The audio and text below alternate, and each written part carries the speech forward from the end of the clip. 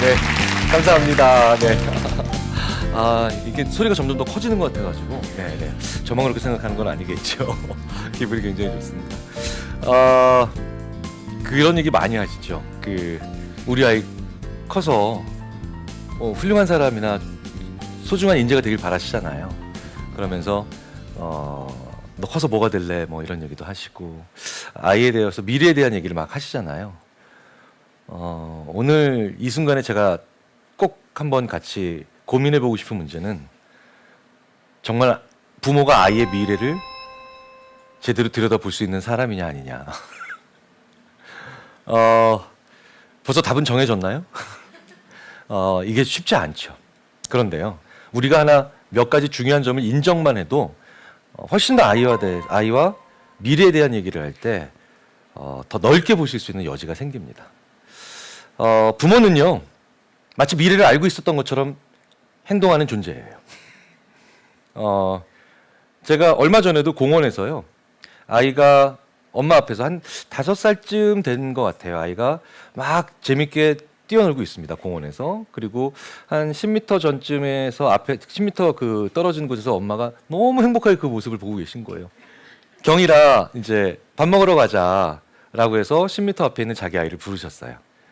그런데 아이가 그러니까 네 엄마 하고 막 이제 엄마한테 또 맛있게 밥 먹어야지 하고 뛰어옵니다.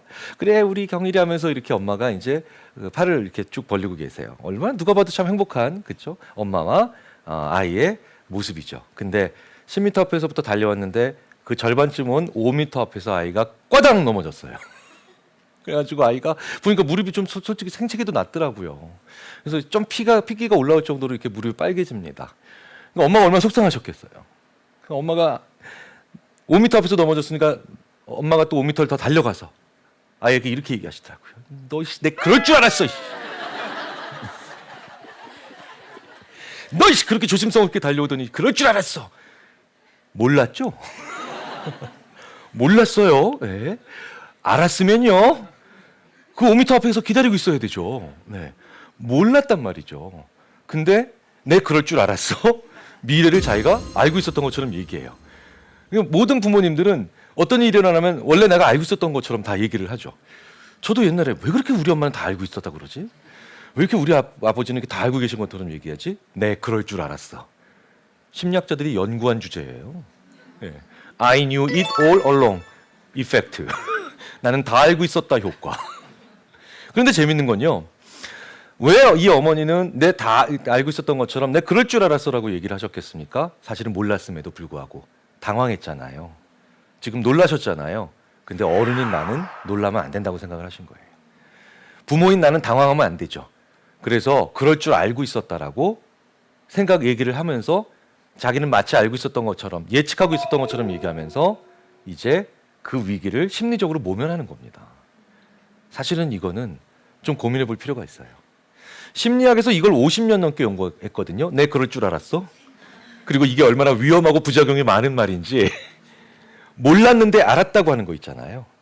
몰랐는데 알았다라고 얘기하는 거 큰 심리적 함정을 만들어냅니다.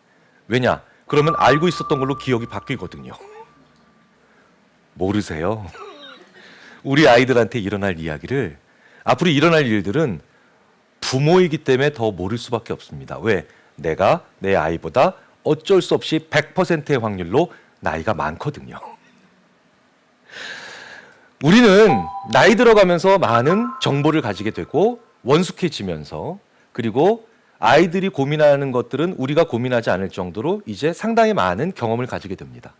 그런데 우리가 나이 들어가면서 어쩔 수 없이 가지게 되는 약점 하나가 있어요. 물론 무조건 가지게 되는 약점은 아닙니다만, 하지만 그 약점의 가능성은 굉장히 커진다는 거죠. 자, 위에 있는 노란색 곡선이요, 사람들한테 이렇게 물어본 결과입니다. 지난 10년 동안 세상이 얼마나 변했나요? 엄청 변했다고 얘기하는 사람도 있고 조금밖에 안 변했다고 얘기하는 분들도 계시죠. 근데 그 밑에가 뭡니까? 나이죠. 10대, 20대는요, 지난 10년간 세상이 엄청 변했어요. 막 그냥 막 어마어마하게 변했네요. 막 이렇게 얘기를 해요. 그런데 나이 들어가면서 또 다른 10년, 또 다른 10년, 또 다른 10년을 계속 경험하다 보니까 이제 60대, 70대, 80대가 되면서 이제 아유, 뭘 변하기는 거기서 거기지. 훨씬 더 적게 추정합니다. 그런데요, 모든 연령대에서 동일하게 보이는 패턴이 또 하나 있죠. 밑에 있는 보라색 곡선이죠. 자, 저 10년은요. 어떤 10년이냐면 앞으로 10년은 얼마나 변할까요? 라는 걸 물어본 질문이에요. 모든 연령대에서요. 모든 연령대에서 지난 10년이 100만큼 변했다라고 얘기를 하면 앞으로 10년은 30 정도만 변할 거라고 3분의 1로 축소해서 예측을 하죠. 이건 모든 연령대에서 일어나는 현상입니다. 자, 근데 재밌는 건 기울기는 두 곡선 모두 계속해서 나이가 들면서 떨어지죠. 그러면 50대, 60대, 70대가 되면요. 야, 지난 10년 안 변했어. 앞으로 10년 절대 안 변해. 그러니까 뭡니까? 예전의 규칙대로 우리 아이의 미래가 설계될 가능성이 크죠. 이렇게 세상이 변하고 있는데요. 물론 모든 사람들이 저렇게 똑같은 현상을 보이는 건 아닙니다. 60대나 70대나 80대이면서도요. 여전히 20대의 지점에 와 있는 분들도 계세요. 그런 분들이 바로 어떤 분들이냐면 여전히 가지고 싶은 게 많고 하고 싶은 게 많으며 좋아하는 게 많은 분들이죠. I'm still hungry. 저는 농담을 이렇게 말씀드립니다. 농담 반 진담 반으로. 히딩크형 인간들. 네. 아직도 나는 하고 싶은 게 많은 사람들. 그러면 하고 싶은 게 많다면 세상이 고정되어 있으면 안 되죠. 더 많이 변해야 그 기회가 많아지니까 여전히 나이 들었음에도 불구하고 여전히 하시고 싶은 것도 많고 좋아하시는 것도 많고 드시고 싶은 것도 많고 가보고 싶은 것도 많은 분들은요. 세상이 자꾸 많이 변한다고 실제로 느끼세요. 그리고 앞으로도 많이 변한다고 생각을 하세요. 그러니까 그런 분들은 여전히 청년의 마음이죠. 청년의 마음이라는 게 청년의 기상이라고 하는 게 결국 다른 것이 아니라 바로 저 곡선이 지금 왼쪽으로 더 오는 겁니다. 네. 그런데 문제는요. 20대나 30대, 40대이신데 70대도 아니고 80대의 지점에 가 계신 분들은 큰 문제겠죠. 세상은 진짜 안 변해. 자, 어떤 분들이 그런 분들이냐를 저희들이 연구해 봤더니 한편으로는 가슴 서늘한 결과가 나옵니다. 세상에 안 변해야 되는 분들이에요. 그분들이 바로 누구냐면 젊은 나이에 큰 성공 거둔 사람들입니다. 직전에 큰 성과를 낸 사람. 바로 작년에 큰 성공을 거둔 사람. 그러면 이 사람들은 자연스럽게 내가 거둔 성공이나 그 성과가 오랫동안 변하지 않았으면 좋겠다라고 하는 소망을 은연중에 가지게 되죠. 그래서 그 소망이 만들어낸 생각이 바로 뭐냐면 미래는 여전히 지금 같을 것이다. 그래서 우리 인류는요. 지금까지 직전에 큰 성공을 거둔 사람들에 의해서 가장 미래는 바보처럼 예측돼 왔습니다. 몇 명만 예를 들어 볼까요? 1970년대 초반에요. 자, 집에서 쓰는 컴퓨터를 퍼스널 컴퓨터, PC라고 하죠. 그리고 PC에 대비되는 개념으로 커머셜 컴퓨터, 상업용 컴퓨터. 1970년대 초반에요. 상업용 컴퓨터로 전 세계 컴퓨터 시장을 거의 99% 석권한 디지털 이퀴먼트라는 회사의 케네스 올슨이라고 하는 CEO는요. 상업용 컴퓨터로 전 세계 컴퓨터 시장을 완전히 장악하고 난 다음에 바로 직후에 가진 인터뷰에서 이렇게 얘기합니다. 단언을 해요. 앞으로 절대 오지 않는 시장이 있다. PC 시장이다. 이렇게 좋은 컴퓨터가 기업과 학교에 다 있는데 어떤 정신 나간 사람이 TV보다 비싼 가격을 주고 그걸 집에다 갖다 놓겠느냐. 절대로 오지 않는 시장은 PC 시장이다. 제일 바보 같은 예측이죠. 그래서 이 1970년대 초반 전 세계 컴퓨터를 장악하고 있었던 디지털 이퀴먼트사는 10년도 버티지 못한 채 공중분해가 됐죠. 이 CEO의 이 바보 같은 성공 거둔 CEO의 바보 같은 예측으로요. 물론 이건 그 이후에도 당연히 계속해서 반복됩니다. 예전에 80년대, 90년대 초반까지 컴퓨터 쓰셨던 분들은 MS-DOS라는 걸 기억하실 거예요. 여기서 고개 또 격하게 끄덕이시는 분들 바로 세대가 나오죠. 네, 정말 반인륜적인 오퍼레이팅 시스템이었습니다. 야, 정말 컴퓨터 화면을 딱 켰는데 검은색 화면에 C가 땡땡땡땡땡땡. 야, 그쵸? 네. 그때는요 C 드라이브에서 D 드라이브로 파일을 옮긴다는 게 얼마나 어려운 일이었냐면요. 카피 투 해가지고 또 패스 치고 딱 엔터키 딱 치면 신텍스 에러 딱 해가지고 다시 치라 그러죠. 야. 정말 그 어려운 오퍼레이팅 시스템이었습니다. 근데 MS-DOS죠. 마이크로소프트의 빌 게이츠가 떠오르실 겁니다. PC 시장이 왔죠. 케네스 올슨이 바보처럼 예측해서 대비하지 못했던 완전히 PC 시장이 이제 자리 잡고 난 다음에 PC의 초창기 오퍼레이팅 시스템을 완전히 장악했던 MS-DOS의 빌 게이츠조차도 이런 바보 같은 예측을 바로 그 다음에 합니다. 앞으로 20년 넘게 컴퓨터의 램 메모리 사이즈는 640kB를 넘길 일이 없다. 1메가가 안 되는 용량으로 램의 사이즈가 20년 넘게 유지될 거라고 예측을 한 거예요. 이분들의 특징이 뭡니까? 큰 성공 거둔 사람들이에요. 무슨 얘기냐? 성공적인 부모님일수록 아이들의 미래를 가장 바보스럽게 예측할 가능성이 큽니다. 한 번쯤 우리가 고민해 볼 문제가 돼요. 그래서 이상하게요. 성공에 대한 에피소드들을 강하게 가지고 있는 분들일수록 자기 자식에게 우리가 좋은 말은 아니지만 많이 회자되는 말이죠. 기록을 보면 이미 20세기 초반 거의 100년 전부터 나왔던 얘기 꼰대가 그렇죠? 유난히 자식으로부터 우리 아빠, 우리 엄마 이런 꼰대 같은 얘기를 하신다라는 불평을 듣는 분들을 조사해 보면 의외로 그래서 이런 직전의 큰 성공이나 성취에 대한 경험이 많은 분들이 많이 계십니다. 성공을 거둔 건 그 시대의 규칙이고 그 시대의 룰이거든요. 그리고요. 제가 전문가 부분에서도 많이 말씀을 드렸지만 한 시대의 성장의 원동력은요. 다음 시대의 성장의 걸림돌이 되는 경우가 비일비재합니다. 자, 그러니 열심히 살고 부지런히 일하고 성심성의껏 사람을 대하는 일반적인 공통적 가치가 아닌 구체적인 예측들은 오히려 가장 틀릴 수가 있어요. 그럼에도 불구하고 우리는 그때마다 네, 그럴 줄 알았어를 외치면서 우리 아이의 미래를 가장 바보스럽게 예측하고 있지 않는가를 한번 돌이켜볼 필요가 있죠. 자, 그렇다면 어떻게 말을 해야 되나요? 그럼 미래를 같이 예측하면 안 되나요?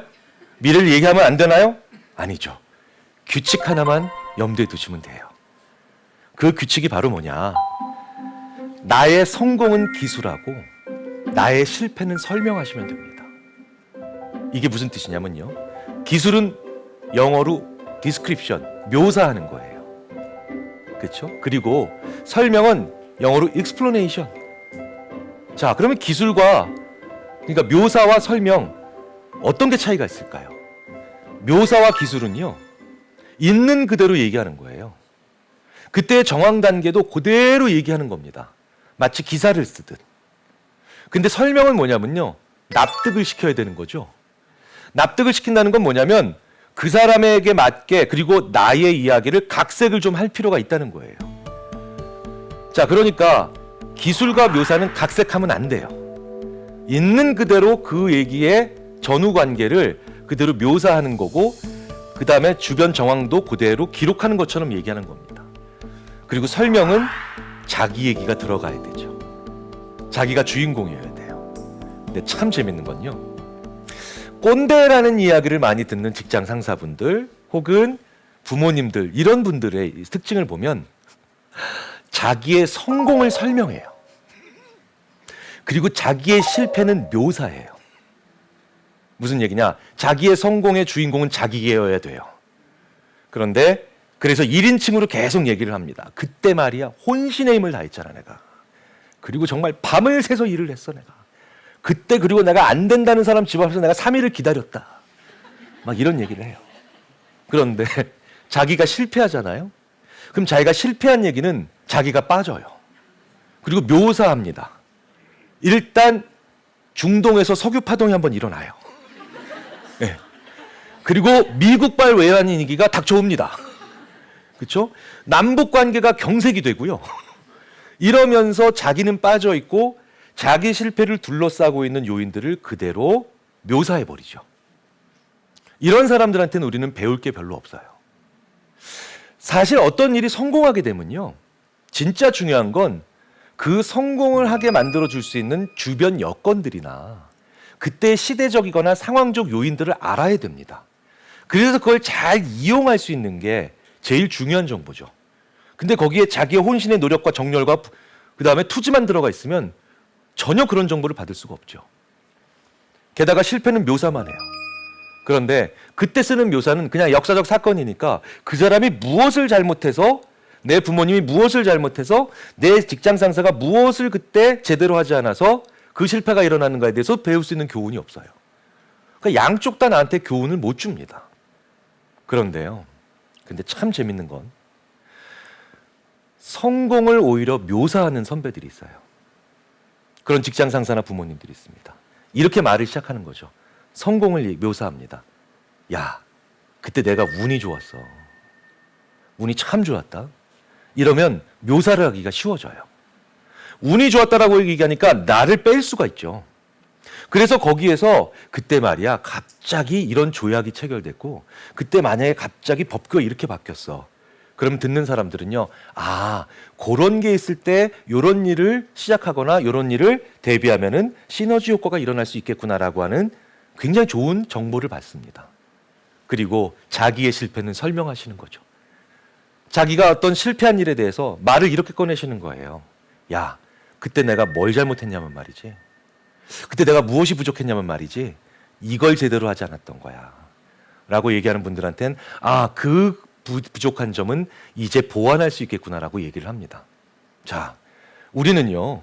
인터넷에 찾아보시면 꼰대 10계명, 꼰대가 되지 않는 길 20가지 법칙 수많은 것들이 있어요. 지금 이 자리에 계신 분 어떤 분도요. 계속해서 나이를 거꾸로 드실 수는 없습니다. 그건 팀버튼 감독만이 하실 수 있는 일이에요. 그렇죠?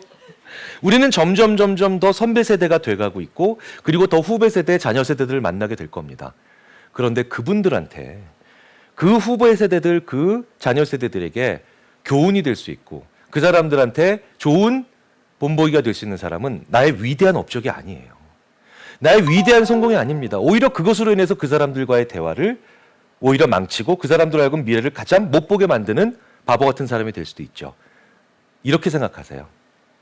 나의 찬란했던 과거의 성공은 그때 내가 운이 참 좋았어 라고 말을 한번 꺼내보세요. 그럼 자연스럽게 설명하지 않고 묘사하실 수 있게 됩니다. 그리고 나의 실패에 대해선 야, 그때 내가 뭘 잘못했냐면 이라고 얘기를 먼저 한 번만 꺼내보세요. 그럼 자연스럽게 그때 내가 했던 실수나 나에게 부족했던 측면을 그대로 얘기해 주면서 그리고 설명하면서 이 양쪽 모두에서 나를 만나는 그 후배나 자녀에게 아, 참 좋은 선배님이다. 참 배울 게 많은 분이구나. 아, 이래서 연장자를 만나는구나라는 느낌을 주실 수가 있습니다. 세계적인 언어 심리학자 마이클 토마셀로는요. 이렇게 얘기했어요. 이 지구상에서 한 번도 예외 없이 일어났던 일이 있다. 그게 바로 뭐냐면 모든 세대는 이전 세대보다 똑똑하고 모든 세대는 그 다음 세대보다 단순하고 멍청하다. 그런데요. 이 말이 맞고 틀리기를 떠나서 이 말을 받아들이는 자세를 보면 그분이 좋은 선배 세대인지 아닌가를 알 수가 있더라고요. 이런 말 어찌 보면 불편할 수 있는 말이잖아요. 그래 모든 세대는 전 세대보다 똑똑하고 다음 세대보다 멍청해? 뭐야 그러면 나는 점점 늙어가고 있는데 아이 그런 말도 안 되는 말이 어딨어. 요즘 젊은 것들이 얼마나 멍청한데. 이렇게 화내시는 분들일수록 배울 게 별로 없는 분들이더라고요. 그런데 이 얘기를 들으셨을 때 쿨하게 인정을 했습니다. 맞아. 야, 진짜 맞는 말이네. 내가 살아봤더니 이런 분들한테만큼 이렇게 배울 게 많은 분들 정말 드뭅니다. 정말 배울 게 많은 분들이더라고요. 인정해 주셔야 됩니다. 버지니아 대학의 세계적인 아동 인지발달 심리학자인 앨리슨 고프닉 교수는 또 이런 얘기도 했어요. 아이들이 기대한 것보다 어른들은 멍청하다.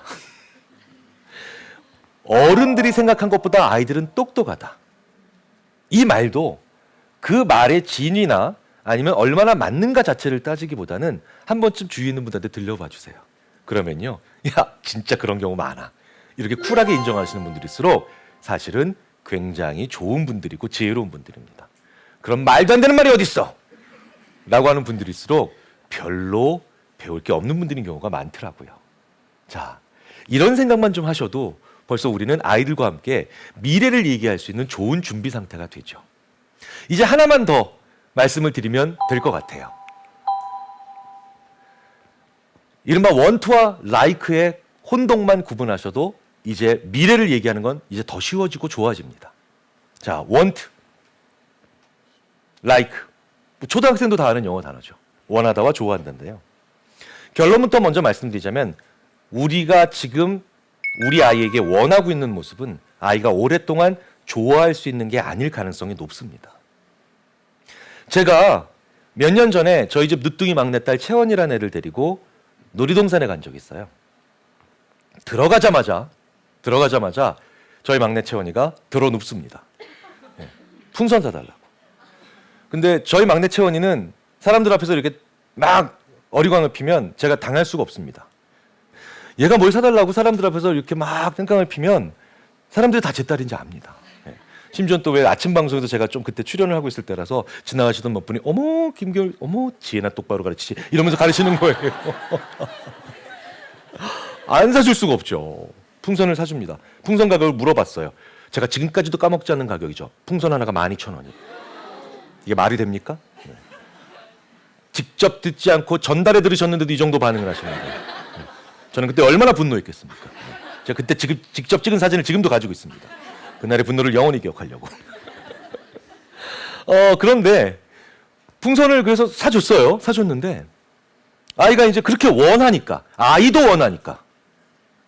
원하니까 사줬죠. 그런데 불과 5분 지났거든요. 불과 5분 후에 제가 앞서서 걸어가고 있는 제 뒤통수에다 대고 저희 막내 채원이가 이렇게 얘기하는 거예요. 아빠 팔 아파요.